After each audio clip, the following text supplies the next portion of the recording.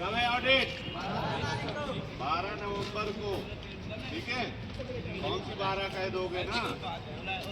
ठीक है, तो इसी 12 नवंबर और इसी साल यानी 2025। तो 12 नवंबर को जो हमारा ऑडिट है उसकी तैयारी आज से चालू कर देना है पूरी तरह से।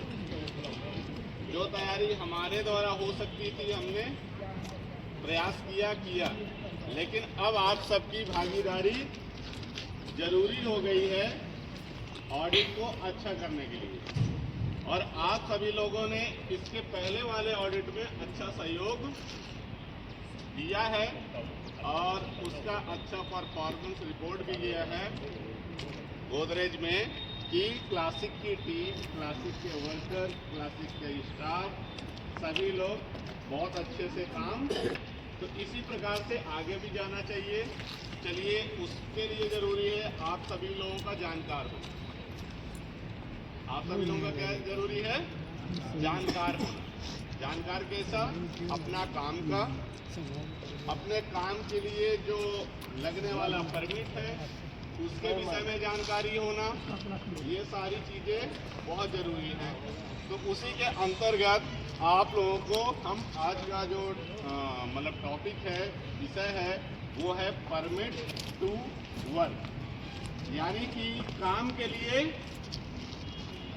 लिए अनुमति पत्र। काम कौन सा है?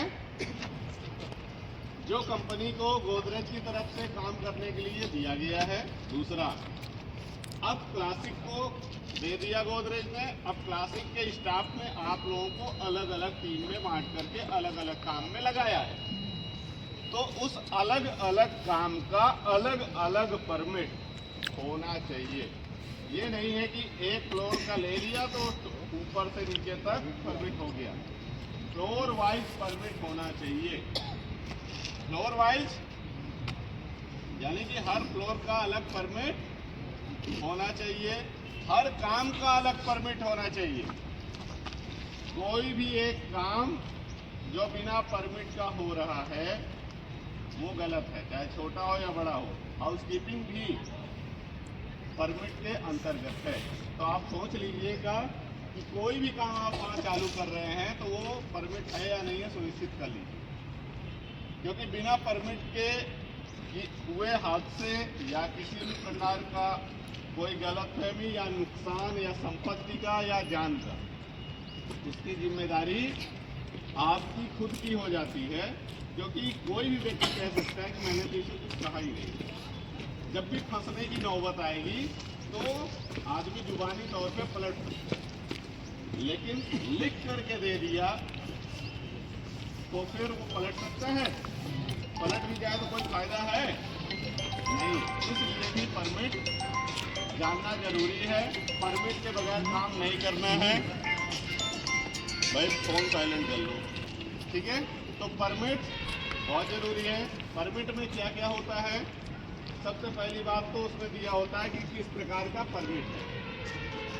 हार्डवर्क का है, ऊंचाई का है, जनरल वाला है, कौन सा परमिट है, ठीक है? लोटो का परमिट है, काहे का है, मतलब काम के अनुसार परमिट निर्धारित हो जाता है कि किस प्रकार का परमिट है। दूसरा, उसमें बताया जाता है कि काम क्या करना है। उसमें क्या लिखा रहता है? काम क्या करना है। तीसरा लिखा होता है काम कहाँ पे करना है। काम कहाँ पे करना है, यानी कि ये नहीं कि अगर चौथे फ्लोर का दिया तो हम 5वें फ्लोर में चालू कर दें, तो चौथे फ्लोर में ही करना, क्योंकि 5वें फ्लोर में अगर आपने किया तो हो सकता है वहाँ फ्लोर खुली हो और आप काम करने चले जाएं और धोखे में किसी के साथ जान जोखिम में पड़ जाए, धोखा खा जाए कोई बंदा, है ना? इसका मतलब है कि उसकी जिम्मेदारी किसी ने नहीं लिया है, ठीक है? तो आपको उसमें नहीं जाना है। तो काम की जगह का पता चलता है। फिर पता चलता है कि इसके लिए क्या क्या उपकरण चाहिए होगा, क्या क्या खतरे होंगे। फिर दिया जाता है इन खतरों से बचने के क्या क्या उपाय किए गए हैं। उसके बाद सभी सक्षम अधिकारियों के द्वारा उसमें साइन किए जाते हैं। उसके बाद उसमें अधिकारियों के साइन किए जाते हैं। तो कितनी जानकारी आपको मिली? पहला, परमिट कौन सा है, पहला क्या पता चला? परमिट कौन सा है, किस प्रकार का है, ठीक है। दूसरा पता चलता है कि काम क्या है। दूसरा क्या पता चलता है? काम क्या है। तीसरा पता चलता है कि काम की जगह कौन सी है, किस जगह पे काम करना है, ठीक है। फिर चौथा क्या पता चलता है? कौन कौन से उपकरणों की जरूरत पड़ेगी, कौन कौन से साधन की जरूरत पड़ेगी। फिर क्या पता चलता है? काम के दौरान क्या क्या खतरा होगा। फिर अगर खतरा होगा तो जरूर उससे बचने के उसमें उपाय भी लिखे गए होंगे, इसलिए खतरों से बचने के उपाय भी उसमें लिखे होते हैं। और उसके बाद उन सभी को देखने के बाद सभी सक्षम अधिकारियों के साइन होते हैं। उसमें से कोई भी मुकर नहीं सकता है कि नहीं, मैंने इनको काम करने के लिए नहीं बोला। और ये भी कि ये सारी चीजें की गई हैं जो ऊपर लिखी हुई है, इसलिए कोई मुकर नहीं सकता। इसलिए भी आपका ये जरूरी है जानकारी होना कि क्या मैं जो काम कर रहा हूँ उसका परमिट है या नहीं। भले ही आप कंपनी के हित में कर रहे हो, कंपनी को उसका बिल मिल जाएगा, लेकिन अगर आपसे एक छोटी सी भूल हो गई और आपके साथ कोई हादसा हो गया या आपकी वजह से कंपनी का थोड़ा सा भी नुकसान हो गया, उसी समय कंपनी पलट के सारा कुछ आपके ऊपर थोप देगी। इसलिए भी आपका बिना परमिट के काम करना वर्जित होना चाहिए आपके लिए, ठीक है। कोई भी काम आपको नहीं करना है। समझ में आई बात? परमिट कितना जरूरी है। और परमिट ना होना ही मैंने आपको बताया था जो हादसा हुआ है, समझ गए। तो इसलिए भी परमिट होना बहुत जरूरी है। इसलिए कोई भी काम करना है ना तो एक बार जरूर पूछ लेना कि क्या परमिट इसका हो गया है या नहीं तो और सोचो कि अगर कल तक आप दूसरा काम करते रहे और अचानक अभी आपसे नया काम करने को कहा जा रहा है, सुबह तक दूसरा काम होता रहा, वो काम सुबह से चालू नहीं था, लेकिन दोपहर बाद अगर आपसे कोई काम करने के लिए कहा जा रहा है तो तुरंत ही शंका कर लेना कि इसका परमिट होगा या नहीं, ठीक है। तो हो सकता है उसका परमिट ना बना हो और आफ्टर लंच अगर वो काम हो रहा है तो एक बार कंफर्म कर लेना परमिट है या नहीं। क्या सेफ्टी वाले साहब लोगों से ही पूछ लेना और अपने स्टाफ से भी पूछ सकते हो, ठीक है। तो लेकिन ये पक्का कर लेना कि परमिट है या नहीं, ठीक है। तो परमिट से लाभ है कि नहीं है। दूसरा आप लोगों के लिए एक चीज और भी बता दूं, टीबीटी होती है, टीबीटी में साइन होना भी जरूरी है। मान लो एक परमिट में तो 8 लोग हैं, 10 लोग हैं या 6 ही लोग हैं, क्योंकि अलग अलग परमिट में अलग अलग काम के अनुसार उनके आदमी होते हैं। पर आप कंपनी में शामिल हुए हो कि नहीं हुए हो सुबह, इसका निर्धारण कैसे होगा।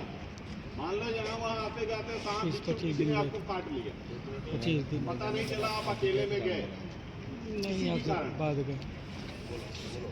और वहाँ पे आपके साथ कुछ हो गया, बाद में कुछ इंक्वायरी आई, तो टीबीटी में आपका साइन होना जरूरी है। उससे पता चलेगा कि आप सुबह में ड्यूटी में आए थे।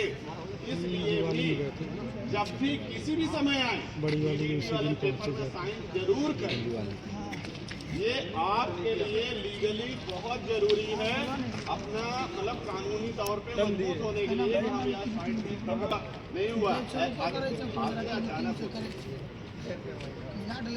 किसी को बुला करके कहते हैं यमराज का डंडा जब पड़ता है वो बता के नहीं आता, वो अचानक से ही बैठे बैठे ही आदमी को झटका दे देते।